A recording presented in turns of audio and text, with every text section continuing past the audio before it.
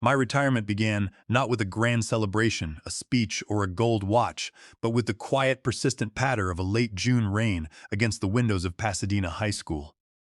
After 32 years of teaching American history, I was finally leaving.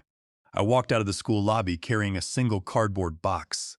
Inside were a few framed photos of graduating classes, a brass apple that my very first homeroom class had gifted me back in 1994, a stack of handwritten letters from former students, and my official retirement certificate signed by the school board. My name is Lawrence Fletcher, though everyone in this town has called me Larry for as long as I can remember. At 58 years old, I was stepping into a world that felt completely foreign. For over 3 decades, my entire life had been governed by the relentless chime of class bells, the creation of lesson plans, the grading of essays on the Civil War, and the chaotic, vibrant energy of teenagers. Now, as I drove back to my house, the silence waiting for me was both a relief and a terrifying blank slate. I sat in my classroom for an hour after the last bell rang. The desks were empty, aligned in neat rows that seemed to stretch into the past. I looked at the blackboard, still showing the faint white dust of chalk outlines of the Battle of Gettysburg. I thought about the thousands of students who had sat in those seats, some bored, some inspired, some just trying to get through the day. I had spent my career helping them understand that history isn't just a list of dead dates. It's a living, breathing record of human choices, sacrifices, and consequences. I packed my box slowly, feeling the weight of the years. The brass apple was cold in my hand. It was given to me by a boy named Martin, who had been struggling to graduate until we spent every afternoon for a semester studying the history of the labor movement. He went on to become a labor lawyer. Those were the victories that kept me going. Now, the room was empty, my nameplate was gone from the door, and I was just Larry Fletcher, a retired teacher. I drove home through the tree-lined streets of Pasadena, watching the rain wash the dust from the massive oak trees. The drive was familiar, a route I could navigate with my eyes closed. I lived in a historic craftsman house in the older, leafier part of town. It was a sturdy, double-story home made of dark redwood and riverstone, featuring a wide front porch and deep, overhanging eaves. My father, a carpenter who believed in building things to last generations, had built it with his own hands back in 1958, the very year I was born.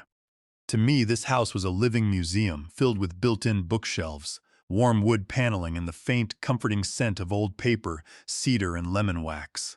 It was my sanctuary, a place where every creaking floorboard told a story of my childhood. But to my daughter-in-law, Victoria, it was nothing more than an eyesore. In her eyes, it was a money pit, a dusty, drafty relic that should have been bulldozed years ago to make room for a modern, glass-and-concrete minimalist mansion. My son Julian was 34. He was a civil engineer, a brilliant and conscientious man who had inherited my father's practical builder's mind and my late wife, Sarah's quiet, gentle disposition. Julian worked 12-hour days at a local structural engineering firm, pouring his soul into blueprints, drainage calculations, and seismic safety reports. He was the kind of father who would spend his few precious weekend hours building cardboard forts in the living room, or teaching his kids how to cast a fishing line, even when his eyes were bloodshot with exhaustion. He loved his family with a fierce, quiet loyalty. But he was also a man drowning. I could see it in the slope of his shoulders, the dark circles under his eyes, and the way he constantly checked his phone with a look of quiet dread. He was married to Victoria. Victoria was a woman who lived for the surface of things. She was obsessed with social media status, aesthetic perfection, and a lifestyle that Julian's engineering salary could never hope to support. She had never held a steady job in the 12 years they had been married. Instead, she constantly hopped from one disastrous multi-level marketing scheme to another. One year it was selling imported essential oils that promised to cure insomnia. The next, it was organic weight loss shakes or high-end skincare serums that supposedly contained Swiss glacier water. Our garage was permanently stacked with unsold boxes of these products, representing thousands of dollars of Julian's hard-earned money down the drain. Yet Victoria carried herself like a Beverly Hills heiress. She wore designer clothes bought on maxed-out credit cards, drove a luxury SUV she couldn't afford to lease, and looked down on anyone who worked an honest day's labor, including me. Over the past 10 years, Victoria had systematically and deliberately built a wall between me and my three grandchildren: Leo, who was now 12, Mia, who was 10, and Toby, who was 7. When they were toddlers, she would make excuses to keep them away from my house. She claimed my home wasn't child-proofed, that the dust from my old books was causing them allergies, or that my traditional, structured ideas on discipline were psychologically damaging. As they grew older, the excuses morphed into a form of active, insidious brainwashing. She taught the kids to look at me with pity and disdain. "Your grandfather is just a poor, bitter retired history teacher," she would tell them in that sweet, mocking voice of hers. "He doesn't have any drive, and that's why he lives in that old, dark house. If you don't study and build a brand, you'll end up just like him, living on a tiny pension and eating canned soup." It broke my heart into 1,000 pieces, but I had stayed silent. I did it entirely for Julian. I knew how fragile his marriage was, and I knew that if I fought back, Victoria would use it as an excuse to completely cut me off from Julian's life as well. She would force my son to choose between his father and his children, and Julian, being the good man he was, would choose his children. So, I swallowed my pride. I accepted the humiliating crumbs she threw my way. I accepted being excluded from family dinners. I accepted being left off the guest list for my grandchildren's birthday parties because, as Victoria put it, "We're hosting some very influential people from the country club, Larry, and we don't want them to feel uncomfortable around someone so old-fashioned." I even endured the way the kids would look right through me when we did meet, their eyes glued to their expensive tablets, barely offering a muttered greeting before turning their backs on me. To understand how we arrived at this point of total estrangement, I have to look back at my 32 years of teaching. A classroom of high school seniors is a microcosm of society. You have the dreamers, the hard workers, and the manipulators. I spent my career helping kids navigate the transition from childhood to adulthood, teaching them about the failures of empires that chose greed over substance. I watched Rome crumble in my textbooks every semester, and yet I was watching the same slow decay happen in my own family. When my late wife Sarah was diagnosed with cancer back in 1997, Julian was just 5 years old.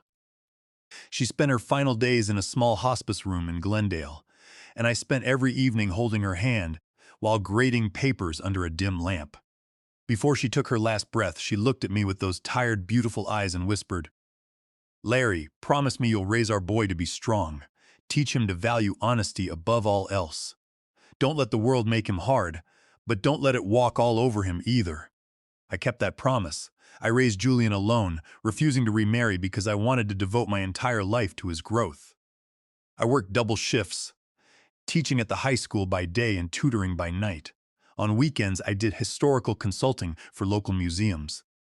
When Julian got accepted into UCLA's civil engineering program, I was overflowing with pride. To pay for his tuition without saddling him with debt, I sold my most prized possession, a collection of rare, pre-Civil War letters written by soldiers to their families. My grandfather, who was a collector, had handed them down to me. They were a piece of my heart, but Julian was my entire soul. Julian never knew how I paid for that first year. He graduated at the top of his class, a quiet, brilliant young man ready to build bridges and dams. And then Victoria appeared. They met during his senior year. She was stunning, with long, dark hair and a soft, manufactured vulnerability that completely disarmed my gentle son. She claimed to be the daughter of a wealthy landowner from Oregon, but the truth eventually came out. Her father had run a small contracting business into the ground, and her family had been bankrupt for years. Victoria was desperate to escape her past, and she saw Julian as her ticket to the high life. They married within a year. I paid for half of the wedding using my retirement savings, hoping it would secure my son's happiness. But at the reception, I overheard Victoria complaining to her friends that the venue was too middle class and that the band was embarrassing. That was the first warning sign, and I made the mistake of ignoring it. Over the years, the subtle cuts began. Victoria would make remarks about my cooking being greasy and cheap. When my first grandchild, Leo, was born, I spent months hand-carving a wooden rocking horse for him out of solid cherry wood. When I delivered it to their house, Victoria looked at it with disgust and told the housekeeper to put it in the garage. "We only use organic, imported toys from Scandinavia, Larry," she said. "We don't want the baby getting splinters from cheap wood." I saw that rocking horse in a thrift store pile 6 months later. I walked away and said nothing. I did it for Julian. Always for Julian. Then came the Thanksgiving dinner of 2016. I had spent 2 days preparing a traditional feast, including my late mother's famous pecan pie and a slow-roasted turkey. I drove the hot pots over to their house in my old station wagon. When I arrived, Victoria was standing in the kitchen. Her friends gathered around. She looked at my pots, then at the station wagon, and laughed. "Larry, how sweet of you," she said, her voice dripping with artificial sweetness. "But we've actually ordered a fully organic, catered meal from Whole Foods. We don't really eat heavy, traditional food. It's not good for the children's digestion. You can take it back, or maybe give it to a shelter."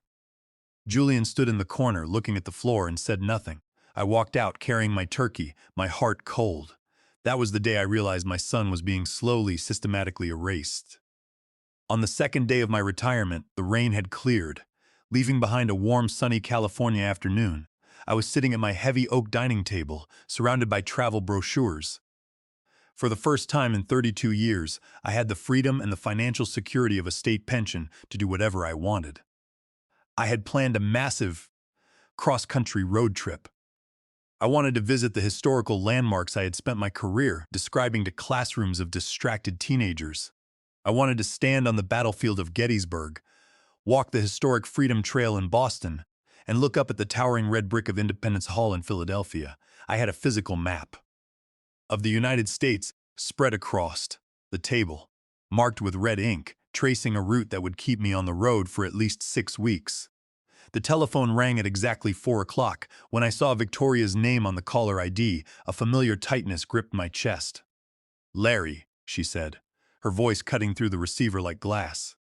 There was no greeting, no inquiry about my health or my first days of retirement. "I'm dropping Leo, Mia, and Toby off at your place tomorrow morning. I need you to watch them for the next 2 weeks. I looked down at the brochure for a historic bed and breakfast in Williamsburg, Virginia. 2 weeks, Victoria? I'm afraid that's not going to work. I'm leaving on Friday morning for my road trip across the East Coast. I've already booked the hotels and purchased tickets for the museum tours." A sharp, derisive laugh came through the line. "A road trip? Are you kidding me, Larry? You're a retired school teacher. What could you possibly have on your calendar that is more important than helping your family? Reading old books? Dusting your shelves? Don't be ridiculous. This isn't a request. I have a major wellness and spiritual retreat in Sedona. It's a highly exclusive seminar for my new organic wellness line, and it is absolutely crucial for my business brand. The kids can't come, and Julian is working 60 hours a week on that new bridge project. You don't do anything now anyway. Since you don't work, you have all the time in the world." The words stung, but it was the casual cruelty of her tone that made my blood run cold. "You don't do anything now anyway." She looked at my 32 years of service, my decades of raising Julian alone after Sarah died, and she saw nothing. She saw a blank, useless space that she felt entitled to occupy whenever it suited her. "I am not an unpaid babysitting service, Victoria," I said, keeping my voice measured, though my hand was gripping the edge of the oak table so hard my knuckles turned white. "And Julian and I haven't discussed this. I'm sure if he knew about my trip, he wouldn't expect me to cancel it. Julian doesn't need to be burdened with domestic details, Larry," she snapped, her tone dropping into a venomous hiss. "He's exhausted, and honestly, he agrees with me. If you refuse to help us when we actually need you, don't expect to see the kids ever again. I control their schedule, and if you want to play the selfish grandfather, I will make sure Leo, Mia, and Toby forget your name. Do you understand me? I'll drop them off at 7 tomorrow morning. Don't give them any of your greasy, old-fashioned cooking, and don't try to lecture them about history. They find you incredibly boring." I sat in the silence of my dining room after she hung up, the dial tone buzzing in my ear. Something inside me, something that had been asleep for 10 long years, suddenly woke up. The history teacher in me had spent decades studying conflicts, treaties, and the rise and fall of empires. I knew that appeasement never worked. It only emboldened the aggressor. Victoria had just declared war, and she believed I was too weak, too old, and too desperate for her approval to fight back. But I wasn't. I looked at the framed retirement certificate on my wall, then at the photo of Julian on his graduation day from UCLA, looking so proud and full of hope. Julian had married Victoria when he was 22, blinded by her beauty and her sweet manufactured vulnerability. She had claimed to be the daughter of a wealthy landowner from Oregon. But I later discovered her father was a small-time contractor who had gone bankrupt, and her mother sold handmade crafts at flea markets. There was no shame in that. I had worked hard for every penny I owned, but Victoria was deeply ashamed of her roots. She had constructed a fantasy version of herself and used Julian's love to fund it. I stood up, walked to my phone, and called Evelyn. Evelyn was my closest friend. We had worked together at Pasadena High for 25 years. She was the head school counselor, a woman who possessed a razor-sharp intellect disguised by a warm, grandmotherly demeanor. She had helped me navigate the darkest years after Sarah died, and she had watched the slow disintegration of Julian's happiness with quiet worry. "Larry," Evelyn said, her voice warm and immediately focused when I explained the situation. "She's pushing you to the wall because she thinks you'll fold. That's her pattern, but we can't let her do this anymore. Julian is at a breaking point, and the children are being raised to be mini tyrants. It's time to intervene." "I don't want to cause a divorce, Evelyn," I said quietly, leaning against the redwood doorframe. "I don't want Julian to hate me." "Julian won't hate you for saving him, Larry," she replied firmly. "But you need to be smart. You can't just argue with her. A woman like Victoria will lie, twist your words, and play the victim. You need hard, undeniable evidence of her behavior, her finances, and her parenting. My brother, Thomas, still has those high-definition, audio-enabled cameras from his security business. They look exactly like standard residential smoke detectors. We can install them in your house tonight. They record continuously and upload to a secure cloud server. If she tries to claim you mistreated the kids, or if she says something incriminating, it will all be on tape." "Is that legal?" I asked. "In California, you can record in your own home for security purposes," Evelyn explained. "And since it's your private residence, you have every right to install security cameras. Furthermore, we need to look at the money. My cousin, Mr. Harrington, is a retired attorney who specializes in family law and financial fraud. Let's get him to run a preliminary check on Victoria's public records." By 7 o'clock that evening, Evelyn and Thomas were at my house. Thomas was a quiet, methodical man who moved through my rooms with silent efficiency. Within 2 hours, he had installed 3 state-of-the-art cameras disguised as smoke detectors. He set up the receiver in my study, linking it to a secure, password-protected cloud drive on my laptop. While Thomas worked, Evelyn sat with me at the kitchen table. She pulled a manila folder from her bag and laid it between us. The light from the copper pendant lamp illuminated the documents inside. "Mr. Harrington ran a soft credit check and an asset search," Evelyn said, her eyes fixed on me. "Larry, what I found is terrifying. Victoria has opened 3 separate credit cards under Julian's name without his knowledge. The balances are maxed out at $32,000. But that's not the worst of it. She also applied for a home equity line of credit, a HELOC, on their townhouse. The application has Julian's signature, but Mr. Harrington compared it to Julian's signature on their original mortgage deed. It's a blatant forgery. I felt a cold pit form in my stomach. "California Penal Code Section 470, I said, my voice barely a whisper. "If she forged his signature on a federal loan application, that's a serious felony." "Exactly," Evelyn said. "And the funds from that HELOC, $50,000, were transferred to a private account in Victoria's name only. 2 weeks ago, $40,000 of that was wired to a real estate escrow account in Oregon. She's buying a property, Larry, and she's doing it in her name, using money she stole from Julian. She's preparing to leave him," I realized, the truth hitting me like a physical blow. "She's emptying his accounts, loading him with debt, and she's going to take the children and disappear." "Yes," Evelyn said quietly, "and she's using this wellness retreat in Sedona as a cover to finalize the deal. Or worse, to meet someone. The hotel reservation Mr. Harrington found in Sedona isn't for a business conference. It's a luxury suite booked for 2 people under the names Victoria Fletcher and Bradley Shaw. Bradley Shaw. I repeated the name, searching my memory. Who is Bradley Shaw? He's a self-proclaimed lifestyle coach and real estate investor based out of Newport Beach, Evelyn said, showing me a printout of a slick, tanned man with a blinding white smile and expensive sunglasses. He has 2 past lawsuits for real estate fraud, though he managed to settle them out of court. Victoria has been attending his seminars for the last year. She's been transferring money to his investment firm. I leaned back in my chair, staring at the ceiling where one of the hidden cameras sat. The sheer scale of the betrayal was staggering. Julian was working himself to death, eating instant noodles in his office, thinking he was providing for his children, while his wife was plotting to strip him of everything, frame him as a failure, and run away to Oregon with a con man. "What about the kids?" I asked. "Why leave them with me if she's planning to run?" "Because she needs them out of the way, while she and Bradley coordinate the final transfer of assets and empty their townhouse," Evelyn said. "And she probably wants to establish a pattern of Julian being an absent, neglectful father who leaves the kids with an elderly, incapable grandfather. She'll use that in court to secure sole custody and child support. It's a chess game, Larry, and she thinks she's already won." "She hasn't," I said, my voice steadying. "She doesn't know that the history teacher has studied the art of defense. In history, the most successful defenses are the ones where you let the enemy overextend themselves. You let them believe they are victorious until the trap springs." "We need to get Julian on our side," Evelyn warned. "But he's so beaten down, Larry.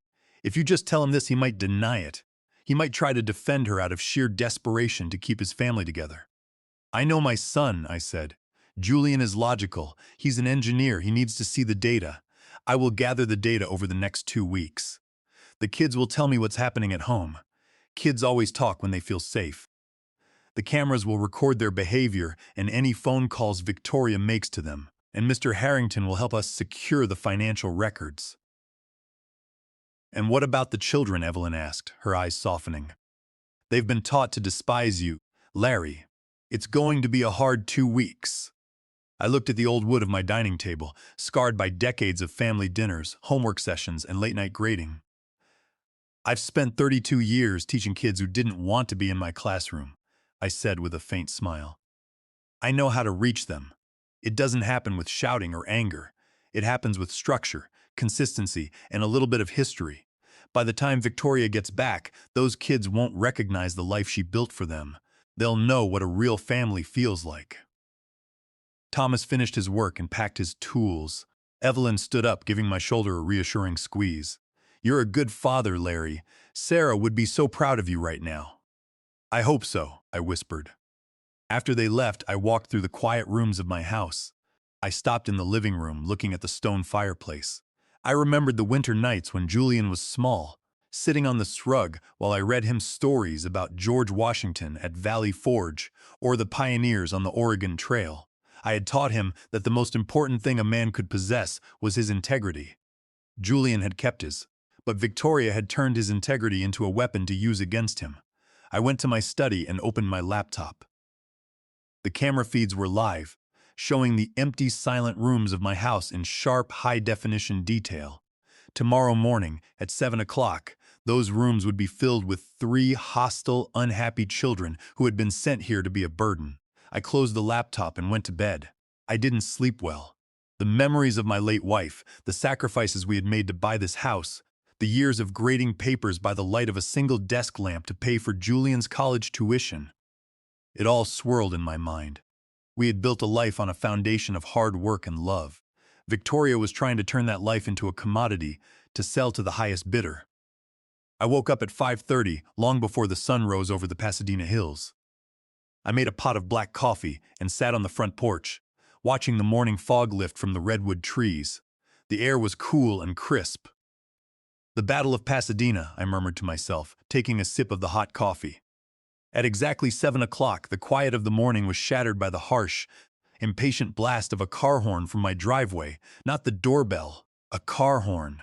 Victoria didn't even want to step onto my porch. I set my coffee cup down, took a deep breath, and walked down the steps to meet my grandchildren. The lesson was about to begin. The transition from Victoria's shiny, air-conditioned luxury SUV to the solid redwood and stone of my front porch was abrupt. She didn't even get out of the vehicle. She simply popped the trunk, let the heavy designer suitcases spill out onto the gravel driveway, and rolled down her window just enough to look at me through her oversized designer sunglasses. "They're all yours, Larry," she said, her voice competing with the low purr of the engine. "Don't let Leo spend all day on his phone, though frankly, you probably won't be able to stop him. Mia has a gluten-free diet she pretends to follow, and Toby needs his iPad to fall asleep or he'll scream the house down. I'll be back in 2 weeks. Try not to make them as boring as you are." With a sharp tap on the accelerator, she spun the SUV around, kicking up gravel that rattled against the wooden porch steps, and sped down the tree-lined street. She left behind 3 children standing in a row, looking at me with expressions ranging from sullen hostility to absolute boredom. Leo, at 12, was already trying to look like a cynical teenager. He stood with his arms crossed, a permanent scowl on his face, his eyes and fingers twitching from screen withdrawal, his eyes darting around my yard as if searching for an escape route. Mia, 10, was housing a permanent sigh, clutching a small designer backpack as if it were a shield. Toby, 7, was already whining, pulling at his sister's arm. "Grandma says your house is dirty," Toby said, his voice loud and clear in the morning quiet. "She says you have spiders and you don't have a TV." "Well, Toby," I said, walking down the steps to help them with their bags, "I can assure you the house is clean, and while I don't have a giant flat-screen TV in the living room, I have something much better. I have a house full of stories. Let's get these bags inside." "Where's the Wi-Fi password?" Leo interrupted, not making any move to help with the luggage. "I need to log into my game. Mom said you had Wi-Fi." "The Wi-Fi is currently out of order, Leo," I replied calmly, picking up 2 of the heavy suitcases. "In fact, for the next 2 weeks we are going to be living a bit differently. Think of it as a historical expedition. We are going to experience what life was like in the late 19th century." "You've got to be kidding me," Leo snapped, his voice rising in anger. "No Wi-Fi? For 2 weeks? That's child abuse. I'm calling Mom. She said if you did anything weird, we could leave." He reached into his pocket and pulled out his phone, his thumb tapping frantically at the screen. I watched him quietly, knowing what was coming. "There's no signal here either, Leo," I said. "I live in the canyon shadow. If you want a signal, you have to walk about 2 miles up the road. But more importantly, while you are under my roof, your devices are going to take a vacation." I held out my hand. "Hand them over. Phones, tablets, whatever you brought. They will be kept safe in my study, and you can earn time on them by helping out around the house." "No way!" Mia cried, clutching her backpack tighter. "You can't take our things. Mom bought them for us. I need to post my outfit of the day on Instagram. My friends are waiting for my stories. This place is totally unaesthetic." "In the 1800s, Mia, people didn't have Instagram," I said with a small smile. "They had journals, and they painted or sketched the things they saw. And as for aesthetics, wait until you see the light coming through the redwoods in the afternoon. Now, devices, please." Leo looked as if he wanted to throw the phone at my head. He glared at me with pure hatred, a look that had been carefully cultivated by Victoria over a decade. "You're just a bitter old loser," he spat, repeating the phrase I knew he had heard 100 times at home. "Mom was right. You ruined Dad's life, and now you want to ruin ours. I hate you." He shoved past me, marching up the steps and slamming the heavy oak front door behind him. Mia followed him, her heels clicking loudly on the wood, leaving little Toby standing on the porch, looking confused and suddenly very small. "Are you going to hit us, Grandpa?" Toby asked quietly, his bottom lip trembling. The question hit me like a physical blow. I knelt down on the wooden porch, matching his eye level. "Oh, Toby, no, never. Why would you think that?" "Mom said. She said you and Dad are mean. She said Dad has a bad temper because of you, and that you used to lock him in the dark closet when he was a kid." The sheer, sickening weight of the lie hung in the air. Julian had been raised with nothing but gentleness.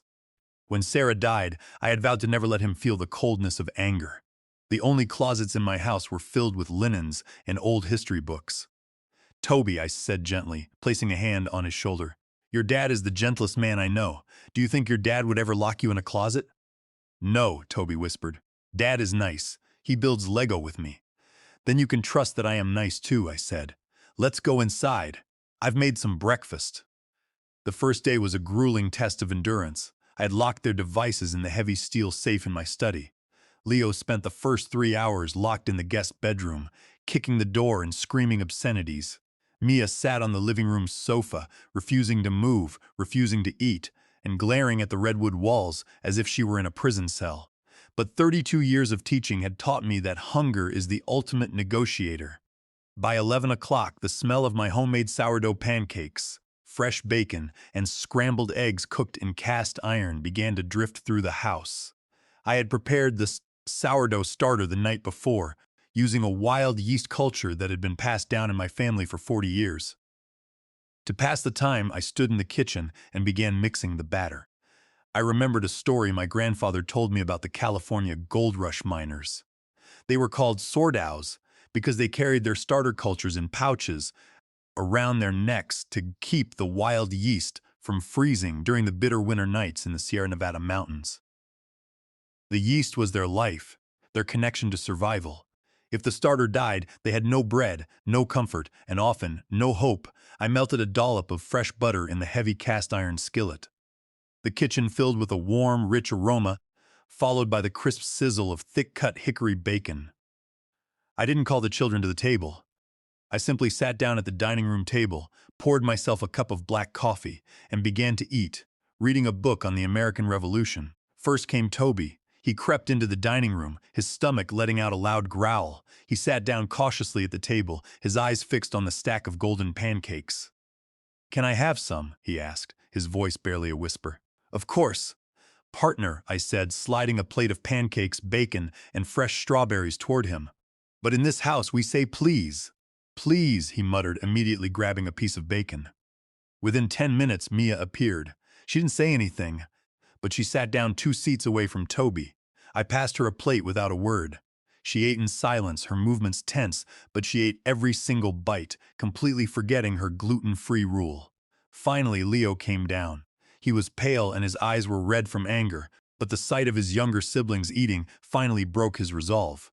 He sat down heavily, grabbing a pancake. "We have to work for this?" he asked, his voice sullen. "You don't have to work for your meals, Leo," I said, closing my book. "But you do have to contribute to the household. After breakfast, we clean up. Leo, you're on dish duty with me. Mia, you're going to sweep the front porch. Toby, you're going to help me carry some firewood from the woodpile." "That's child labor," Leo yelled. "I'm going to tell Mom. She's going to sue you. She says you're just a parasite who wants to live off our inheritance." "In this house, Leo, we don't use words like parasite," I said, my voice calm but hard as granite. "And, as for inheritance, the only thing you inherit here is the value of your labor. The kitchen needs to be clean. Let's get to work." It took 2 hours of grumbling, half-hearted sweeping, and dropped dishes. But by 2 in the afternoon, the house was clean, and the kids were exhausted from the sheer novelty of physical work. To keep them occupied, I assigned their afternoon chores. I took Leo out to the backyard garden, showing him the raised wooden beds filled with heirloom tomato plants and summer squash. The soil was rich and dark, mixed with compost I had turned myself. "Your job today, Leo, is to weed these 3 beds," I said, handing him a small trowel.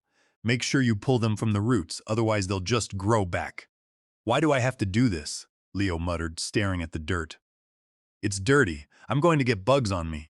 This dirt is what gives us food, Leo," I explained. And in history, agriculture was the foundation of every great civilization. Before people built cities, before they had kings, they had to learn how to plant seeds and protect them from weeds. It requires patience, Leo. You can't speed up a plant. It grows at its own pace. Just focus on the roots. When you pull a weed, you're making sure the tomato plant has enough nutrients to grow big and strong. Leo grumbled. But as he knelt in the dirt and began pulling the weeds, his movements slowly became more rhythmic. He was sweating, his hands were covered in dark earth. But the anger in his eyes was replaced by a quiet focus. For the first time in his life, he was doing something that didn't involve a screen or instant gratification. He was learning that things of value take time and effort. He looked at the soil, at the tiny worms crawling through it, and his expression softened. Meanwhile, Mia was sweeping the redwood deck. I had shown her how to sweep the pine needles into neat piles, and although she complained that it was ruining her nails, she was actually doing a thorough job. Toby was walking back and forth from the woodpile, carrying small logs of oak and pine, proud of his contribution. He would stack them neatly by the back door, counting each one out loud. While they were busy, I went to the front porch to check the mail. Among the junk mail and utility bills was a thick white envelope addressed to Julian. It had been forwarded from their townhouse. The return address was from a national banking institution. I took the envelope into my study and opened it. Inside was a formal notice of default on a home equity line of credit, HELOC, tied to Julian and Victoria's townhouse. The outstanding balance was $50,000, and the account was 3 months past due. I looked at the signature page on the copy of the original agreement. There, in bold black ink, was Julian's name. But as I studied the cursive, my heart sank. The letters were too flowing, too hasty. Julian was an engineer. His handwriting was blocky, precise, almost architectural. This signature was a forgery. California Penal Code, Section 470, I murmured, staring at the document. 4. She signed his name to a $50,000 loan, and now the bank is preparing to foreclose on the townhouse. Before I could process the shock, my cell phone buzzed. It was Mr. Harrington, Evelyn's cousin. Larry. The lawyer's voice was grave. I've been looking into the trust accounts of your late wife's mother, Eleanor Fletcher. As you know, Eleanor has been in the assisted living facility in Glendale for the past 3 years. Her care is funded by the trust Sarah left behind. Yes, I said, a cold sweat breaking out on my neck. Julian is the trustee, but Victoria was added as a co-signatory on the bank account last year to help pay the monthly facility bills, since Julian was working such long hours. Well, she did more than pay bills, Larry, Mr. Harrington said. I've just obtained the bank statements for Eleanor's trust account. Over the past 12 months, there have been 6 separate cash withdrawals, totaling $25,000. None of these withdrawals were authorized by Julian, and none of them went to the Glendale facility. In fact, the facility sent a notice of late payment last week. They are threatening to evict Eleanor if the balance isn't paid by the end of the month. I gripped the edge of my desk. She stole from a senile 82-year-old woman's care trust, I said, my voice shaking with a mixture of grief and fury. Elder financial abuse. Under California Welfare and Institutions Code Section 15.6.1030, that is a major crime. It's a felony, Larry, Mr. Harrington confirmed, and because she took it from a vulnerable adults care fund, she could face up to 4 years in state prison just for that. We have the bank statement showing the transfers from Eleanor's trust directly into Victoria's personal account, and we have the wire transfers from that same personal account to a real estate agency in Oregon. She's buying a house in Oregon with stolen money, I said, and she's doing it while Eleanor is on the verge of being thrown out of her nursing home. Yes, the lawyer said. She's also maxed out 3 credit cards in Julian's name. She's systematically stripping your family of every asset they have before she makes her move. We have enough to go to the police right now, Larry. No, I said, looking out the window of my study. In the backyard, I could see Leo sitting on the grass holding a wooden glider plane I had left out. Toby was sitting next to him, watching. If we go to the police now, Victoria will play the victim. She'll tell the kids that their father and grandfather are trying to put her in jail. She'll use the children as shields. We need the kids to see who she really is first. We need to build a case that is so airtight she has no choice but to sign a full custody relinquishment and a divorce agreement. If she goes to jail, the scandal will follow these kids for the rest of their lives. I want to resolve this quietly, for their sake. You're playing a dangerous game, Larry, Mr. Harrington warned. If she realizes what we have, she will run. She won't realize it, I said. She thinks I'm a senile old history teacher who doesn't do anything. Let her keep thinking that. That evening, I decided to change the dynamic. The air in the canyon was cooling, and the scent of pine and eucalyptus was heavy. I called the kids out to the backyard stone fire pit. We're cooking dinner outside tonight, I announced. Outside? Mia asked, looking skeptical. Like camping? Exactly like camping, I said, like the pioneers did when they crossed the Sierra Nevada mountains.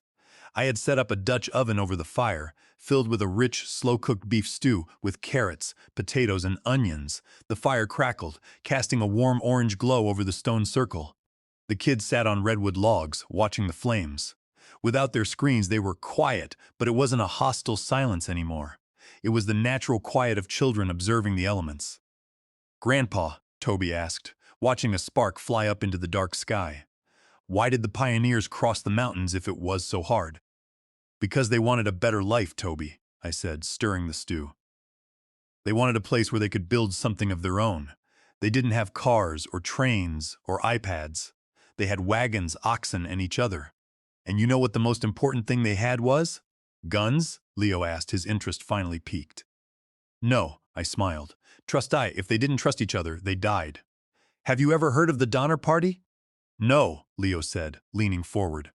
"In 1846, a group of 90 pioneers left Springfield, Illinois, heading for California," I began, my voice carrying over the crackle of the wood. "They were led by families like the Reeds and the Breens. They wanted a better future. But they made mistakes. They took a shortcut that wasn't a shortcut at all, and they got trapped in the Sierra Nevada mountains by a massive winter blizzard. The snow was 20 feet deep, burying their wagons. They ran out of food, and they were freezing. But the families who survived were the ones who refused to give up on each other. The Breens shared their tiny cabin and their fire with others who had nothing. The Reed children stayed alive because their mother Margaret was willing to walk through the snow for days to get help, and she kept their spirits up by promising they would all have a real Christmas dinner together one day. They survived because they held on to each other. They learned that when the storm comes, the only thing that saves you is your family. If you lie to each other or if you try to save yourself at the expense of others, you lose everything. Trust is the only shield that holds against the winter." Leo looked down at the grass, his face shadowed by the firelight. For a moment, he looked incredibly young and incredibly sad. We ate the stew straight from tin bowls. It was hot, rich, and delicious. Even Mia had a second helping, forgetting her gluten-free rule. After dinner, we sat by the dying embers, watching the stars appear through the gaps in the redwood branches. By 9 o'clock, the kids were yawning. I led them upstairs to their bedrooms. Toby didn't ask for his iPad. He simply climbed into the old wooden bed that had been Julian's, pulled the heavy quilt up to his chin, and was asleep in minutes. I went to check on Mia. She had climbed into her bed but was staring at the ceiling, her eyes wide. I sat on the edge of the mattress. Under her pillow, I could see the corner of a pink leather journal she had hidden. "Are you doing okay, Mia?" I asked softly. "Grandpa," she said, her voice dropping to a whisper. Mom said that if I wasn't perfect, people would think we were poor. She said that if I didn't dress in the clothes she bought, my friends would laugh at me. She said that if we came to your house, we'd become dirty and embarrassing. But your house is warm. It smells like cinnamon. And Evelyn was nice. Is it bad that I like it here?" "Oh, Mia," I said, brushing a stray lock of hair from her forehead. "It's not bad at all. True beauty doesn't come from a label on a backpack or a post on a screen. It comes from the safety and love you feel in your heart. You don't have to be perfect to be loved. You just have to be you. You can write all your thoughts in that journal under your pillow. Nobody is going to read it, and nobody is going to judge you. The girls in history who did great things weren't the ones who wore the fanciest dresses. They were the ones who had the courage to tell the truth and protect their families." She looked at me, a tear forming in the corner of her eye, and nodded. She pulled the quilt up and closed her eyes. "Good night, Grandpa." "Good night, my girl," I whispered, closing her door gently. I walked down the hallway to my study, checking on Leo. He was fast asleep, his breathing heavy, his scowling face relaxed. I looked at the built-in mahogany bookshelves, filled with hundreds of volumes of history. I touched the worn leather spine of a book on the American Revolution. These books were my life's work, but they were also a reminder that some of the greatest battles are won not with cannons or muskets, but in the quiet, hidden chambers of the human heart. I went down to my study and opened my laptop to check the cloud recordings from the hidden cameras. I wanted to make sure everything was quiet. At 11:30, the camera in the hallway captured a light. Leo was creeping down the stairs. He was holding a small silver object in his hand. a burner phone that Victoria must have smuggled into his bags. He walked into the kitchen, sitting under the dining table to muffle his voice. I put on my headphones and listened to the audio feed. "Mom?" Leo whispered into the phone. "Yeah, I'm here. It's horrible. He took our phones. We had to clean the kitchen and eat stew by a fire. But Grandpa is actually okay. He cooked us this dinner and told us a story about the pioneers." Victoria's voice came through the speaker, distorted but audible. "Listen to me, Leo. Don't let him fool you. He's a crazy old man. Did you find his safe? I told you, he keeps a steel safe in his study. The key is probably on his keyring or in his top drawer. I need you to find that key, open the safe, and tell me if there are any bank documents or property deeds in there. He's trying to steal your father's money, Leo. He's trying to ruin us. Do this for me, baby, and we'll have that new house in Oregon next month, the one with the pool, okay? You'll have your own room and you can play games all day." Leo hesitated, his hand clutching the burner phone. "But Mom, Grandpa made us pancakes, and he has a garden. He showed us how the plants grow. He said family is about trust. He said if we lie to each other, we lose everything." "He's lying to you, Leo." Victoria's voice cracked with a sharp, ugly desperation. "He's a bitter old school teacher who has nothing. He wants to keep you poor, just like he kept your father poor. If you don't find those papers, we'll lose everything, Leo. The bank will take our house, and it will be your fault. Find the key, Leo. Do it tonight. If you love me, you'll do it. Don't let him brainwash you." The call ended. I watched on the screen as Leo sat under the table for a long time, holding the phone against his forehead. He looked conflicted, scared, and deeply burdened by a task no 12-year-old boy should ever be given by his mother. I closed my laptop, my heart aching for my grandson. Victoria wasn't just stealing Julian's money. She was trying to turn Leo into a thief. I stood in the kitchen in the dark, looking at the empty cups on the table, the breadcrumbs, and the quiet shadow of the redwood trees outside. The history teacher in me knew that the most important battles in history were not fought on open fields, but in the quiet, hidden corners of human hearts.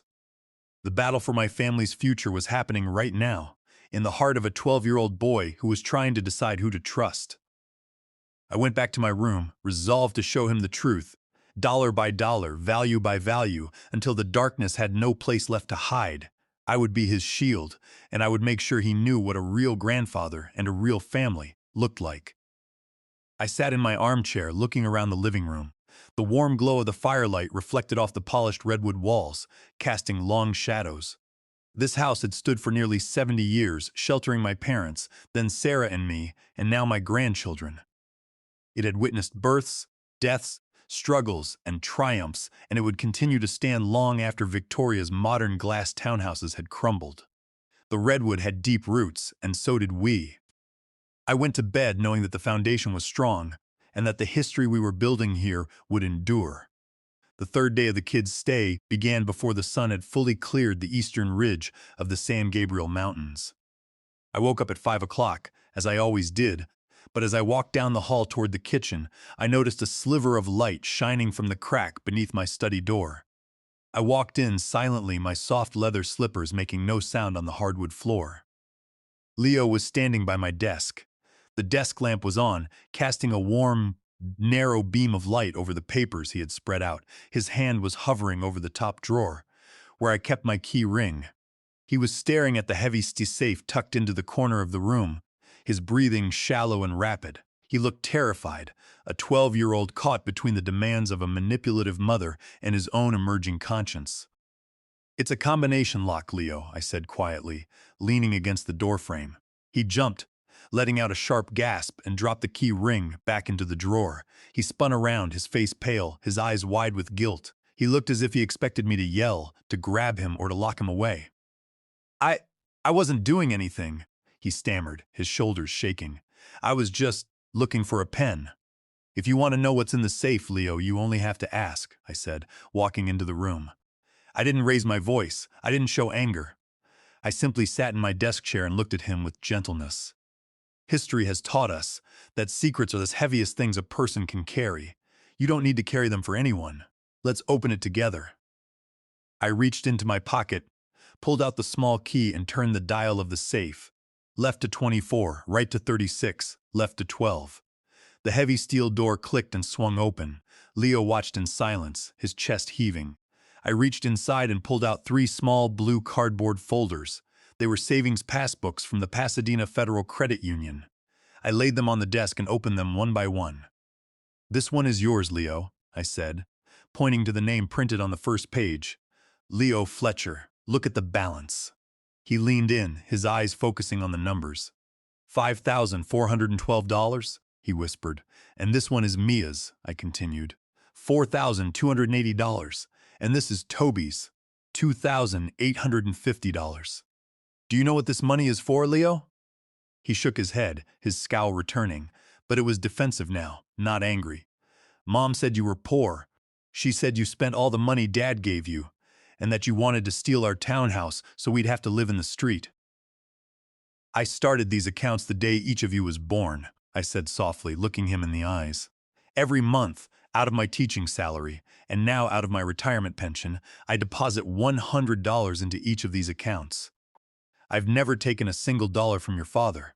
In fact, I paid for half of your parents' wedding, and I gave your father the down payment for your townhouse. I did it because I love my son, and I love you. To save this money, Leo, I made sacrifices. I wore the same winter coats for 10 years.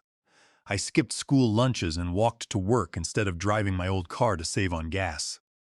When the school offered extra money for grading advanced history papers at night, I took it. I spent hours at this very desk, under this same lamp, grading essays on the Civil War for an extra $50 a week. I didn't mind. I wanted to make sure that no matter what happened, you, your sister, and your brother would have a chance to study and build a life. That is what grandparents do. Leo, we don't steal, we build, we protect."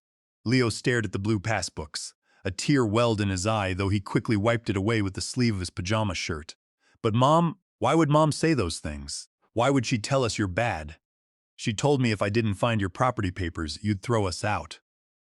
"Sometimes, Leo, people who are unhappy with their own choices try to make others look bad to cover up their mistakes," I said. "Your mother is in a lot of trouble, and she's trying to use you to help her. But you don't have to be her tool. You are a Fletcher, your dad is a good man, and you are going to be a good man too. You don't have to steal keys for anyone." He stood by the desk for a long time, looking at the floor. "I'm sorry, Grandpa," he whispered. "I know, Leo," I said, standing up and pulling him into a brief, firm hug. He didn't pull away this time. "Go wash up. Let's get breakfast started. Today, I'm going to teach you how to make real sourdough pancakes." The breakfast prep became our first shared project. I had Leo stand by the large mixing bowl, measuring out the flour, while Mia whipped the egg whites into soft white peaks. Even Toby helped by greasing the griddle with a wrapper of butter. I showed them how to fold the whipped whites into the thick sourdough starter, explaining how the trapped air bubbles expand under the heat of the pan, making the pancakes light and fluffy. I explained the science and history of wild yeast. "You see, Leo, wild yeast is everywhere in the air," I said as we watched the batter bubble. "Before people could buy yeast in little packets at the store, they had to catch it from the air. The yeast and the bacteria live together in a balance. The bacteria make it sour, and the yeast makes it rise. If you take care of it, it can live forever. In San Francisco, some bakeries have sourdough starters that are over 150 years old, kept alive since the gold rush. They represent continuity, history, and survival. They require feeding every day, just like relationships. If you don't feed them, they die. And you know what?" I added, turning to Mia. "The ancient Egyptians were actually the first people to use yeast to bake bread over 4,000 years ago. In those days, bakers were highly respected members of society. They didn't have smart devices, but they had a deep understanding of nature. They observed how dough would rise when left in the warm sun, and they realized that they were working with a living force. When you bake, Mia, you're connecting with a tradition that spans thousands of years. It's an art." Mia smiled, her hands covered in flour. She began measuring the chocolate chips for the cookies, her brow furrowed in concentration. She seemed to enjoy the structure, the precise measurements, and the physical reality of the baking. "The secret to a good pancake, Toby," I said, flipping a golden round in the air, "is patience.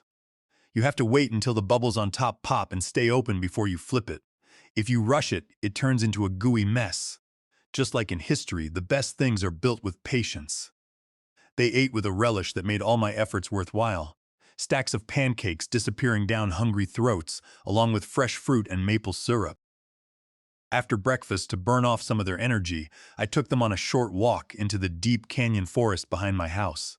The trail was shady, smelling of dry pine needles and bay laurel. Thousands of years ago, before Pasadena was a city, the indigenous Tongva people lived in these canyons, I told them as we walked. They didn't have supermarkets. They depended entirely on what the land provided. The oak trees above us were their main source of food. They would collect the acorns, crush them in stone mortars, and then wash them with water for hours to remove the bitter tannins. Once the flour was sweet, they made a nutritious porridge, or baked flatbread. They lived in harmony with these hills for generations because they knew how to manage resources without greed. They never took more than they needed, and they always respected the land. I stopped by a large granite boulder that had several deep, smooth, circular depressions in its surface. "Look here," I said, guiding Toby's hand to the stone. "These are actual mortar stones used by Tongva women hundreds of years ago. They sat right here in this same shade, crushing acorns." Toby ran his fingers over the smooth granite, his eyes wide. "They sat right here, Grandpa?" "Right here, Toby." I smiled. Leo and Mia also reached out, touching the ancient stone. For the first time, they felt a physical connection to the past, a sense that they were part of a long human story that existed long before their screens. By 3 o'clock that afternoon, the house was filled with the warm, sweet scent of baking vanilla and cinnamon. Mia was in the kitchen with Evelyn, who had come over to help. They were making a batch of chocolate chip cookies, and for the first time, Mia was laughing, her hands covered in flour, her designer backpack forgotten in the hallway. Toby was sitting on the living room rug, building a massive log cabin out of old Lincoln logs I had retrieved from the attic, with Leo quietly helping him place the roof pieces. The peaceful scene was interrupted by the sharp ring of the front doorbell. I opened the door to find a woman in her late 30s, wearing a navy blue blazer and carrying a black leather portfolio. She had a badge clipped to her pocket. She looked tired, her eyes accustomed to dealing with the worst kinds of domestic dysfunction, but she carried herself with a calm, professional authority. "Mr. Lawrence Fletcher?" she asked, her voice professional but strained. "My name is Brenda. I'm a caseworker with the California Department of Social Services, Child Protective Services." My heart rate spiked, but I kept my face perfectly calm. "Good afternoon, Brenda. Please, come in. I received an emergency anonymous report this morning," Brenda said, stepping into the entryway. She stopped, her eyes instantly taking in the clean, polished wood, the smell of baking cookies, and the quiet laughter of the children in the living room. She looked surprised, clearly expecting a hoarder house or a scene of neglect. The report alleged that the children, Leo, Mia, and Toby Fletcher, are being held in an unsanitary environment, denied food, and subjected to physical and emotional abuse by an elderly relative who is mentally unstable. Evelyn walked out of the kitchen, wiping her hands on an apron. "Brenda," she said, her voice warm, "it's good to see you. I didn't expect you to be the caseworker on this." Brenda's eyes widened. "Evelyn, what are you doing here?" "I'm helping Larry," Evelyn said. "Larry is a retired colleague of mine from Pasadena High. The report you received, let me guess, it came from Sedona, Arizona?" Brenda hesitated, then nodded slowly. "I can't reveal the caller's identity, but yes, the IP address and phone exchange were from Sedona." "It's Victoria," I said quietly. "She dropped the kids off yesterday morning so she could go to a retreat. She threatened to cut me off if I didn't watch them, and now she's trying to establish a record of neglect to use in a custody battle against my son." Brenda looked at the kids in the living room.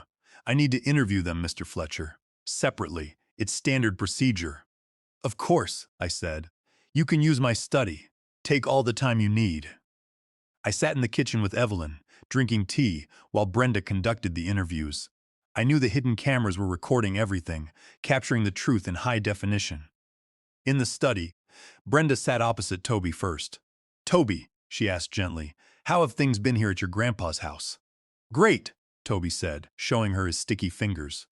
"We made sourdough pancakes and cookies, and Grandpa took us to the canyon.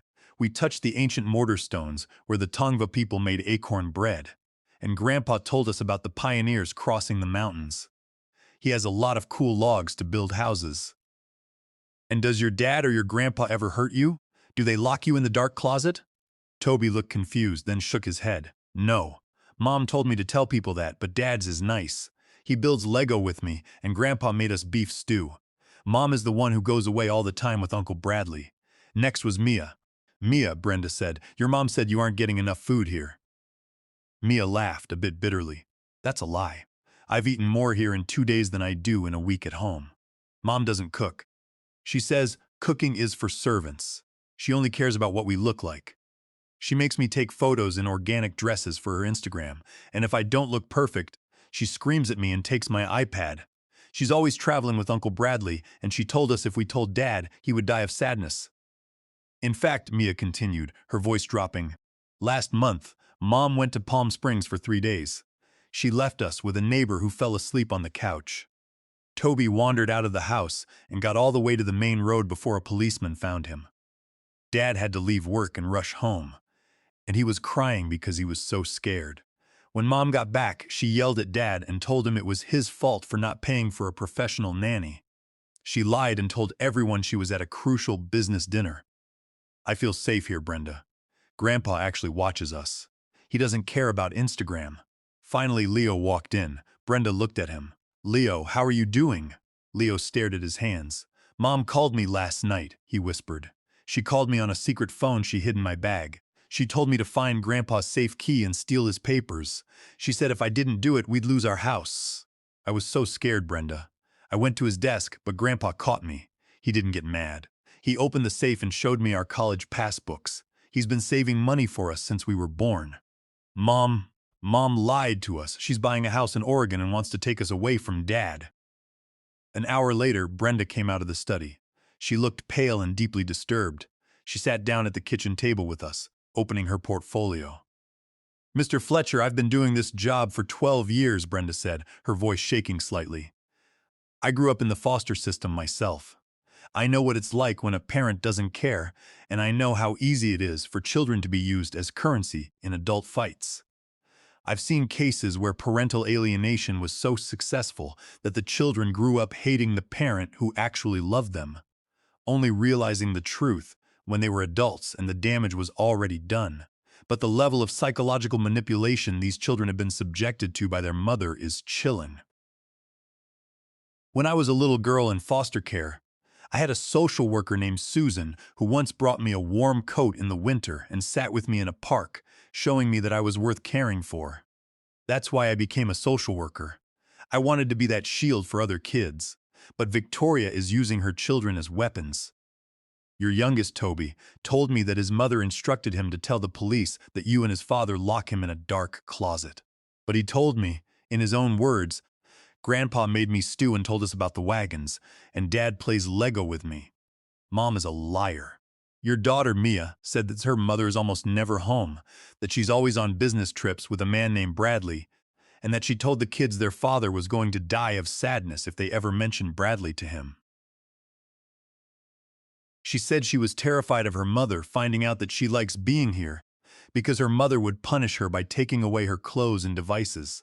And Leo confessed that his mother called him last night on a secret phone. She told him to steal your safe keys to find property deeds.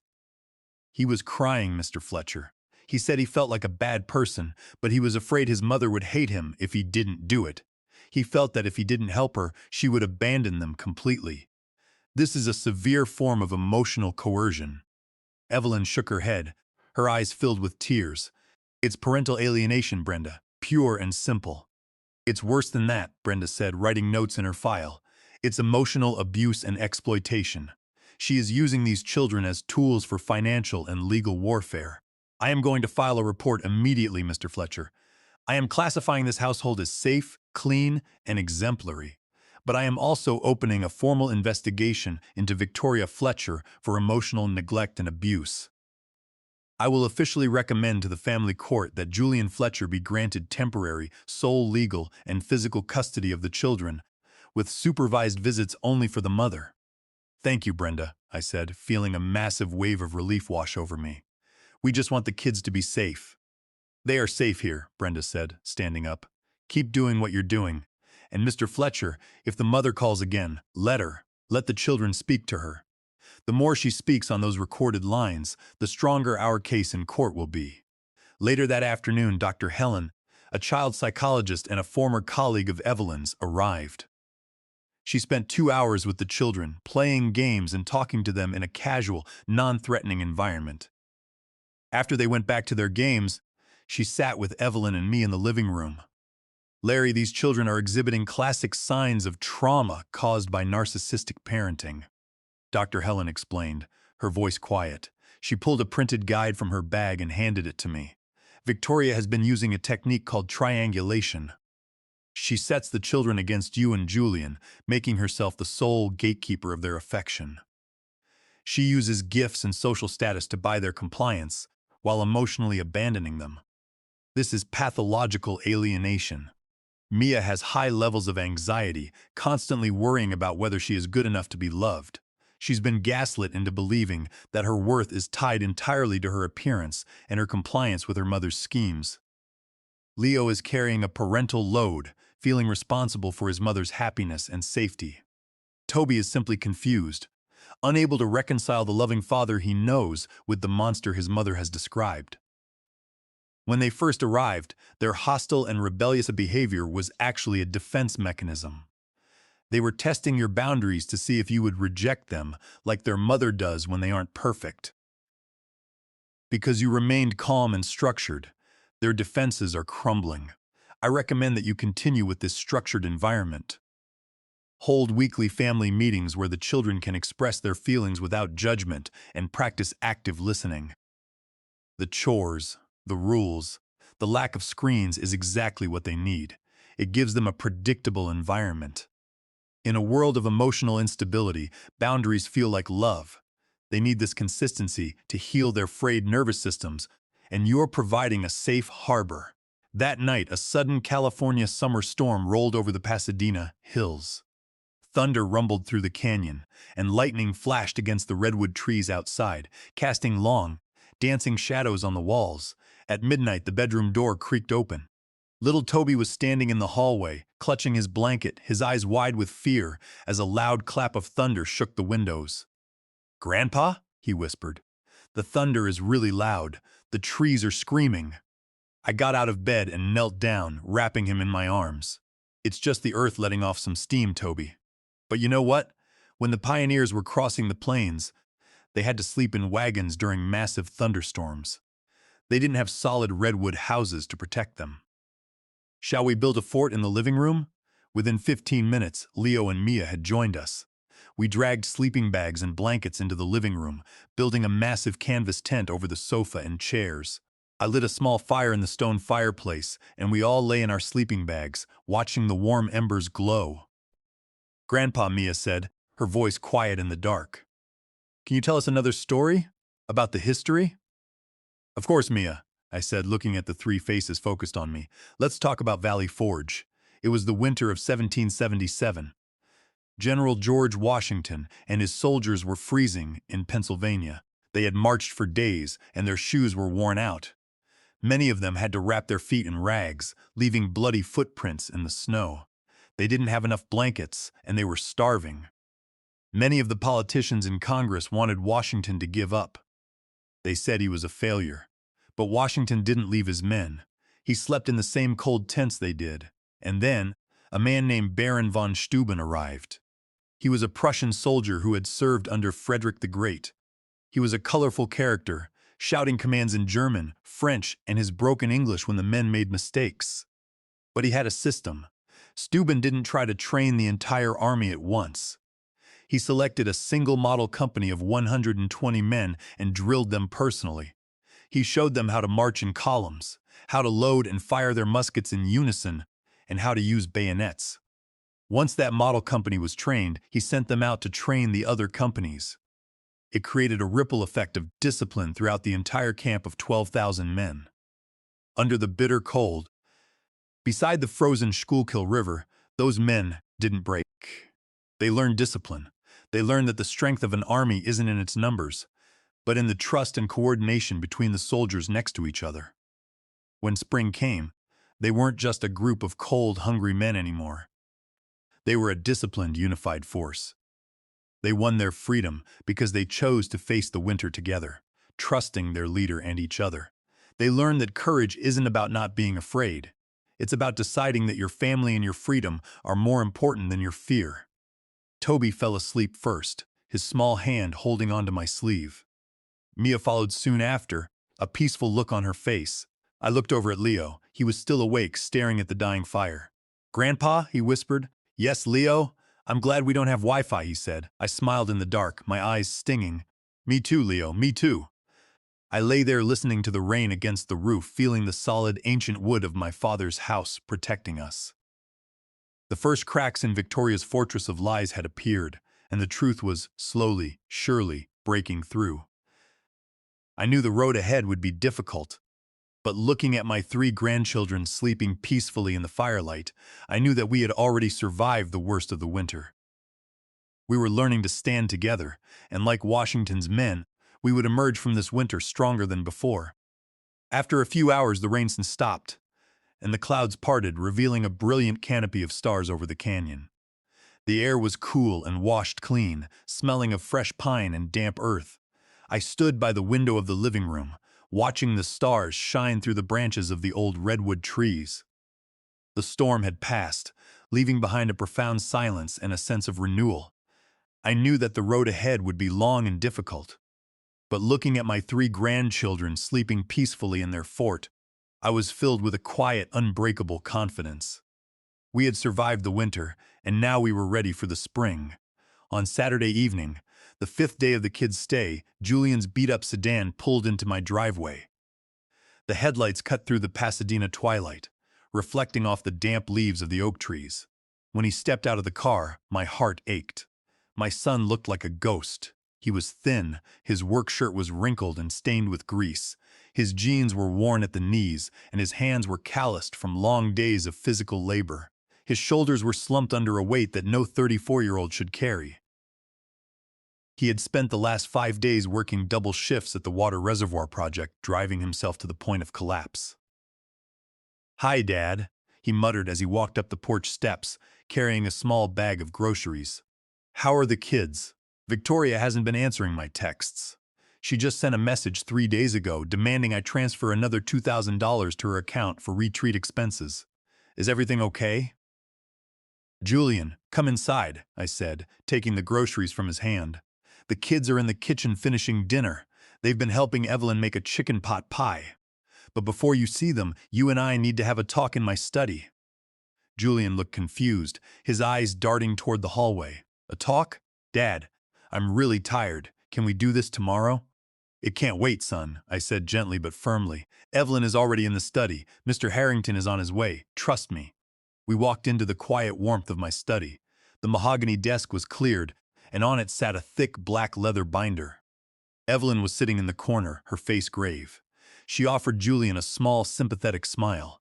Julian sat heavily in the leather armchair, rubbing his face with his hands. "What is this, Dad? What's going on?"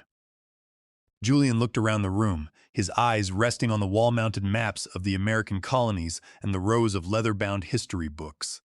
This study had been his sanctuary when he was a boy. This study had been his sanctuary when he was a boy. The bookshelves lining the walls were built of solid oak, dark and heavy, which my father had selected and planed himself. I remembered my father saying that solid wood holds the history of the tree, and that you should never build bookshelves with cheap plywood because they would sag under the weight of real knowledge. I had filled them with books on the rise and fall of civilizations, biographies of presidents, and detailed accounts of battles. As a child, Julian would sit on the rug, tracing his fingers over the oak grains, breathing in the comforting scent of cedar and old paper. To him, this room meant stability, a place where his father was always present, always calm and always grading papers with a warm, steady focus. It was a stark contrast to the house he now shared with Victoria, where every room was filled with the constant hum of screens, the clutter of unopened MLM boxes, and the palpable tension of a marriage built on a foundation of sand. I looked at the old brass oil lamp on the desk, which had belonged to my grandfather. It had illuminated my own studies when I was a student at UCLA, and now it stood here, a quiet witness to another generation's struggles. Life, like history, has a way of repeating its patterns. And I knew that the strength to face this betrayal was already in Julian's blood, inherited from the men who had built this house and the mother who had loved him so fiercely. He remembered sitting on the floor by my chair, building wooden bridges while I graded papers. He remembered the night of his high school graduation when we sat in this room and talked about his dreams of becoming an engineer. The room smelled of cedar, old paper, and beeswax, just as it had 20 years ago. It was a room built on safety, a stark contrast to the chaotic, stress-filled house he shared with Victoria. I looked at my son, seeing the boy he used to be beneath the lines of strain on his face. I recalled the summer afternoons we had spent in this very room, the ceiling fan whirring slowly overhead as we discussed his homework. I had always tried to give him a sense of historical perspective. I had told him that the problems of today are rarely new. Humans have struggled with trust, betrayal, and survival for thousands of years. But looking at him now, I knew that historical perspective wasn't enough to heal the raw, personal pain he was about to feel. We talked briefly about Sarah. Julian looked out the window toward the backyard, where the twilight was fading. "Do you remember the rose garden Mom planted along the fence, Dad? The Pasadena Reds?" "Of course I do, Julian," I said. "She tended to those roses even when she was so weak from the chemotherapy she could barely carry the watering can. She said that a garden requires daily devotion. If you turn your back on it, the weeds take over, but if you nurture it, it rewards you with beauty." "I tried to nurture my family, Dad," Julian said, his voice dropping. "I thought if I just worked harder, if I watered the garden with my sweat, it would blossom, but Victoria was planting weeds behind my back." "Julian," I said, placing a hand on his shoulder, "do you remember the promise I made to your mother before she died? You promised to make sure I grew up strong and that I knew what real love looked like." Julian said, his voice quiet, his eyes scanning the silver-framed photograph of Sarah. "I did," I said, "and for 30 years I've tried to protect you. But right now, you are in a storm, and you've been trying to navigate it alone. I need you to sit down. Mr. Harrington is coming, but first, I need you to look at this binder. Look at the data, Julian. You're an engineer. You don't build on feelings. You build on calculations and facts. Look at the facts of your life."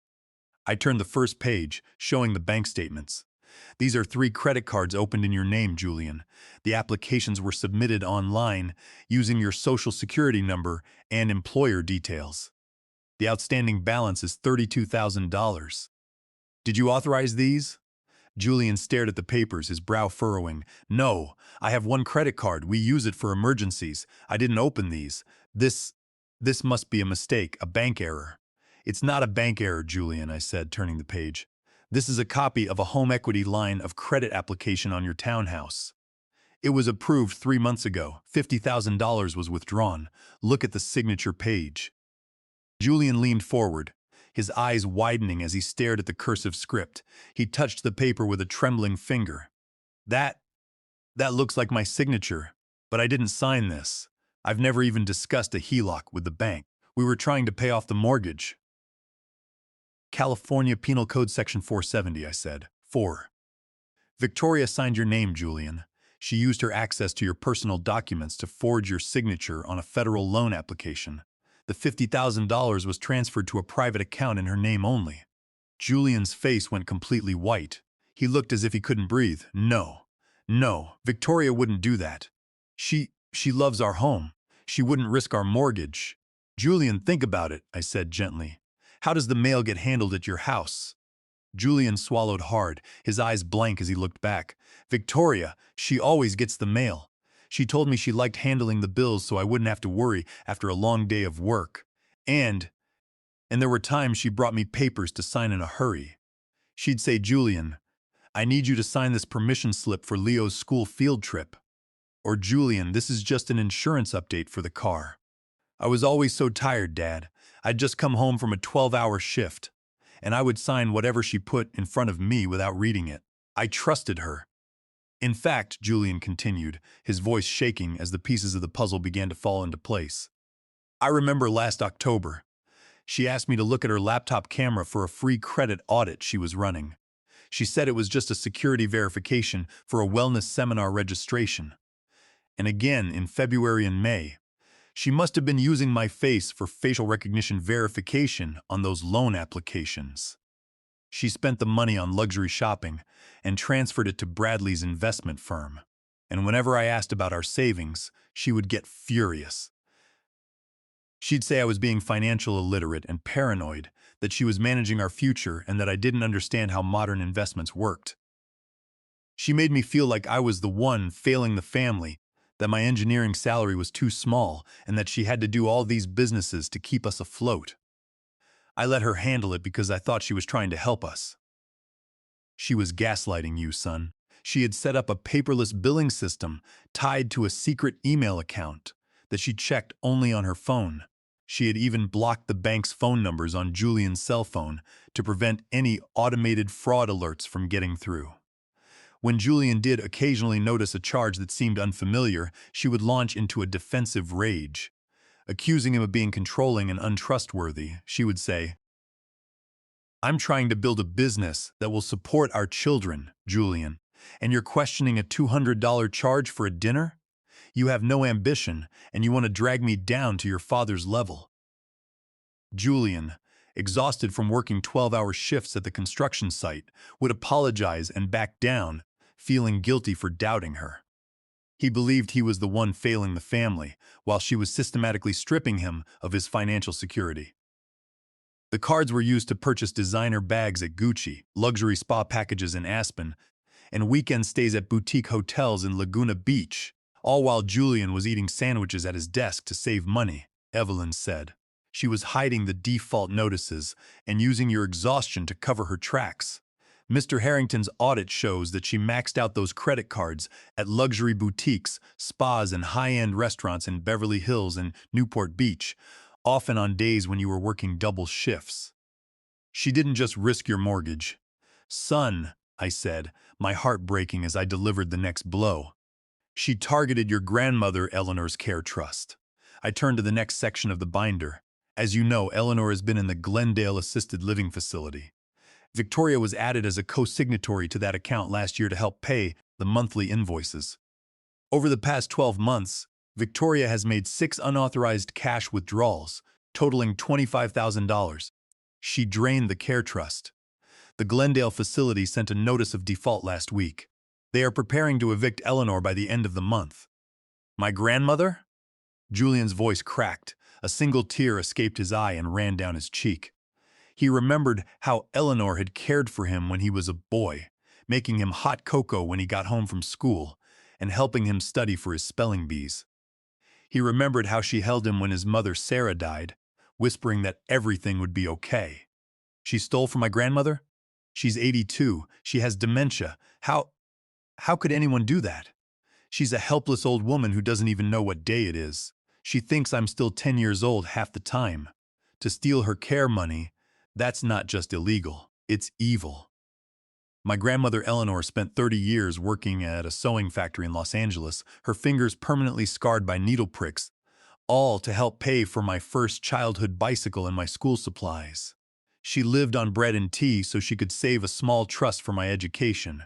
She was the one who taught me that family is a circle of mutual protection, not a resource to be mined.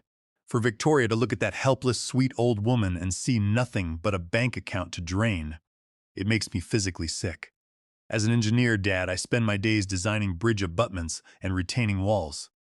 I calculate the load-bearing capacity of concrete, the tensile strength of steel rebar, and the maximum shear forces that a structure can withstand before it collapses. I know that a bridge doesn't fall because of a single gust of wind. It falls because of a slow, unseen accumulation of stress, microfractures in the foundation, and a lack of tension reinforcement. Looking at these documents, I realized my marriage was a bridge built without any reinforcement. I was so focused on bearing the load, working 12-hour shifts to support her spending, that I didn't see the microfractures she was drilling into our foundation. I let her shear away our assets, our trust, and our children's future. But a good engineer knows when a structure is beyond repair. You don't try to patch a collapsed bridge. You clear the rubble and rebuild from the bedrock. And that's what I'm going to do. I'm going to rebuild my life with my children on the solid rock of truth. She visited her at the care home and had her sign some papers saying it was just for medical clearance. My God, she must have forged the power of attorney. Under California law, this is elder financial abuse, I explained, referencing California Welfare and Institutions Code Section 156-1030. It is a felony, and she did it to fund her exit plan. I turned the final financial documents. We tracked the funds, the $75,000 she stole from the HELOC, and Eleanor's trust was wired to a real estate escrow account in Oregon. She has purchased a property there, Julian, in her name only. She's preparing to leave you. Julian sat frozen, staring at the documents as if they were written in a language he couldn't understand. Why? He whispered. I gave her everything. I worked every weekend. I never bought anything for myself. I wore the same boots for 5 years. Why would she do this to me? To the kids? Because she is a predator, Julian, Evelyn said quietly from the corner. A narcissist doesn't love, they consume. She saw you as a resource, and when she realized she had drained you to the limit, she decided to strip the carcass and move on. But the kids, Julian choked out. She wouldn't leave the kids. She wasn't going to leave them, I said, turning on my laptop. She was planning to take them to Oregon, or possibly out of the country, and she was planning to frame you as a neglectful, abusive father to ensure you never got custody. I want you to listen to this. I pressed play on the audio file of Leo's late-night phone call with Victoria. Find the key, Leo. I told you, he has a steel safe. Find if there are bank documents. He's trying to ruin us. Do this for me, baby, and we'll have that new house in Oregon next month. Julian listened, his hand covering his mouth, his chest shaking with silent, dry sobs. She tried to turn my 12-year-old son into a thief, Julian whispered, his voice thick with pain. She tried to make him rob his own grandfather. How could a mother do that to her own child? She was willing to destroy his conscience just to get her hands on some papers. And there's more, Julian, I said, my voice gentle. Brenda from Child Protective Services was here yesterday. She interviewed the kids. Victoria filed a false report against me, alleging abuse and neglect, trying to build a legal file. But the kids told Brenda the truth. They told her about Uncle Bradley, who stays at your house when you're working. They told her about the threats Victoria made to keep them quiet. The kids have been living in fear, Julian, forced to carry secrets to protect their mother's lies. She told them that if they spoke the truth, you would die of sadness. She used your love as a weapon to silence your children. Julian dropped his head onto the mahogany desk, his face buried in his arms, and finally let go. He cried with a deep, gut-wrenching grief, the sound of a good man who had been broken by the person he trusted most. I walked over and placed a hand on his back, feeling the trembling of his shoulders. I failed them, Dad, Julian sobbed. I failed Sarah. I failed my kids. I let her into our lives, and I didn't see it. I was so busy working, I didn't see what she was doing to my children.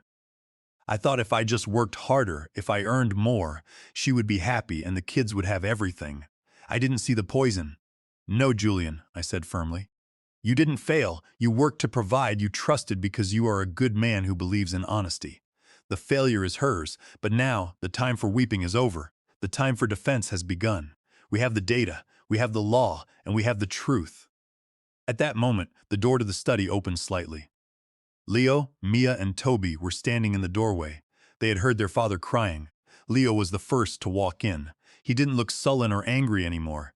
He walked straight to his father, throwing his arms around Julian's neck. Dad, he said, his voice breaking. I'm sorry I was mean to Grandpa. I didn't steal the key. Dad, I promise. I told the truth. I told Brenda everything about the phone call and about Uncle Bradley. Mia and Toby ran to join them, wrapping their arms around Julian. The four of them held each other, crying in the center of my study, while Evelyn and I watched in silence.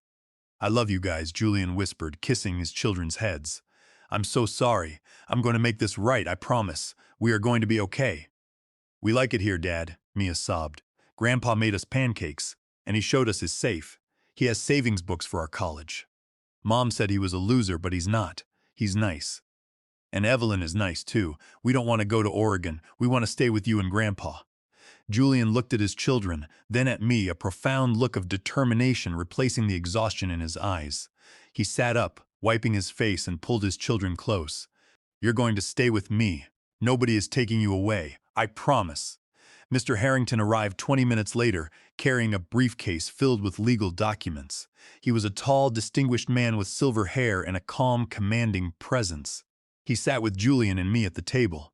"Julian," Mr. Harrington said, placing a document before my son, "I have prepared the legal filings for the family court. We have 5 distinct legal pillars that will dismantle Victoria's plans completely. First, California Penal Code Section 470. The HELOC loan was obtained through fraud and forgery. Because of the forgery, this transaction is void ab initio, void from the beginning. In California case law, specifically under the precedent of Y or similar court rulings, a contract signed by means of forgery holds no legal force and is treated as if it never existed. The bank cannot hold you liable, and they cannot foreclose on your townhouse. We are filing a lawsuit to cancel the bank's lien and transfer all liability for the $50,000 debt solely to Victoria. The bank will cooperate because we have the forensic signature analysis and the CPS report documenting her actions. Second, Elder Financial Abuse, Welfare and Institutions Code Section 1561030. Draining Eleanor's Care Trust is a felony. Under California law, a victim of elder financial abuse can recover treble damages, 3 times the stolen amount, plus attorney fees. Because Victoria used her power of attorney to embezzle funds from Eleanor's account for non-care purposes, she faces both civil and criminal penalties. We are filing an emergency petition to freeze Victoria's assets, including the escrow account in Oregon, to recover the $25,000 she stole from your grandmother. We will ensure Eleanor's facility bills are paid and her eviction notice is withdrawn. Third, dissipation of marital assets. In California, a community property state, assets are usually divided 50-50. However, when one spouse wastefully dissipates marital assets for non-marital purposes, such as funding a lover or buying property in secret, the court has the power to award the remaining assets entirely to the innocent spouse. We will request that Victoria's share of the townhouse equity be reduced to 0 to offset the debts she accumulated. Fourth, the prenuptial agreement infidelity clause. I reviewed the prenup you signed 12 years ago, Julian. When we drafted it, Victoria's lawyer tried to remove the infidelity clause, but Larry insisted we keep it. I'm glad we did. It states that if either party commits adultery during the marriage, they forfeit all claims to spousal support and any share of the other party's separate property. While California is a no-fault divorce state for the dissolution of marriage, courts fully enforce financial penalties in prenuptial agreements if adultery is proven. While California is a no-fault divorce state for the dissolution of marriage, meaning that you do not need to prove a ground like adultery to get a divorce, the courts will fully enforce financial penalty clauses in prenuptial agreements if adultery is proven.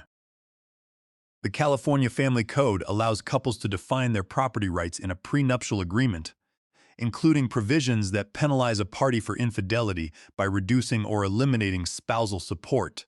Because we have concrete, undeniable proof of her relationship with Bradley Shaw, including the hotel receipts, the bank transfers, and Shaw's own signed deposition, this infidelity clause will be fully enforced. She will receive absolutely 0 spousal support, and she will be held solely responsible for the debts she ran up. This is a massive legal lever, Julian. It means she has no financial incentive to fight us in court, because she knows she will walk away with nothing but her own debts. We have stripped her of her weapons before the battle even begins. We have the Sedona Hotel records, the wire transfers to Bradley Shaw's firm, and the children's statements. We also contacted Bradley Shaw. When Mr. Harrington showed him the evidence of bank fraud and elder abuse, Shaw was terrified of being named as a co-conspirator. To save his own skin, he signed a sworn deposition admitting to the affair and released all claims to the Oregon property. This is an open and shut case of infidelity. She will receive 0 alimony. Fifth, emergency sole custody. With Brenda's CPS report, Dr. Helen's psychological evaluation, and the evidence of emotional abuse, the family court judge will sign an emergency order granting you sole legal and physical custody of Leo, Mia, and Toby. Victoria will only be allowed supervised visitation at a state-approved facility. Julian read through the documents, a new strength appearing in his eyes. What's the plan when she returns? She returns in 4 days, Mr. Harrington said. She expects to find a submissive husband, 3 brainwashed kids, and an old grandfather who doesn't do anything. Instead, she will walk into a trap. We will be waiting for her here, Julian. Myself, you, and Brenda from CPS. We will present her with 2 choices. She signs a full custody relinquishment and an uncontested divorce agreement, returning all stolen funds by signing over the Oregon property to a trust for the children's education. Choice 2. We call the Pasadena Police Department. We have the evidence for felony forgery, elder financial abuse, and attempted parental kidnapping. She will leave this house in handcuffs and spend the next 3 to 5 years in a California state prison. Bradley Shaw has already been notified of his involvement in a fraud case. He has already pulled his name from the Oregon property deed to save himself. She is completely alone. Julian looked at his children, who were now sitting quietly on the rug, watching their father. He looked at me, and for the first time in 10 years, he offered a genuine, confident smile. "Let's go with the trap, Dad," Julian said. "The lesson plan is finalized, son," I replied. "Now, we just wait for the bell to ring." I went to my study after Julian and the kids went to bed. I sat at my desk and looked at the black binder, feeling the weight of the evidence. In history, the most critical moments are not the ones where armies clash, but the quiet hours of preparation before the battle. Tomorrow we would set the trap, and by next week my family would be free. I knew that Sarah was watching over us, and I was resolved to keep my promise to her until my last breath. The afternoon of Victoria's return was warm and still, the Pasadena sun baking the redwood siding of my house until the air smelled of dry pine and old wax. Upstairs in my study, the children were waiting with Evelyn, eating fresh peach cobbler and watching the live security feeds on my laptop. They were quiet, their eyes wide with a mixture of anxiety and resolution. They knew the storm was coming, but they also knew they were safe inside the fortress. As Victoria drove up the winding canyon road, she looked out the window of her luxury SUV at the Pasadena hills. Her mind filled with a sense of triumph. The sun was setting, casting a golden light over the redwoods, but she barely noticed the beauty of the canyon. To her, this place was just a boring, quiet suburb, a reminder of the middle-class life she desperately wanted to leave behind. She was thinking about the new house in Oregon, the one with the swimming pool, the modern glass walls, and the pine forests, where she would finally build her holistic wellness brand. She checked her reflection in the rearview mirror, adjusting her designer sunglasses and smoothing her hair. She felt no guilt for what she had done. To her, Julian was just a slow, boring husband who had failed to fund her dreams, and Larry was a senile old man who was easily bypassed. She had rehearsed her speech. She would walk in, mock Larry, tell Julian that she was taking the kids to a wellness camp in Oregon, and then file for divorce from a distance, leaving him with the debts. She had already packed her most valuable belongings and shipped them to Oregon. All that was left was to collect the children and execute her final exit. She was convinced she was the smartest person in the room, and that Julian would be too weak and too tired to fight back.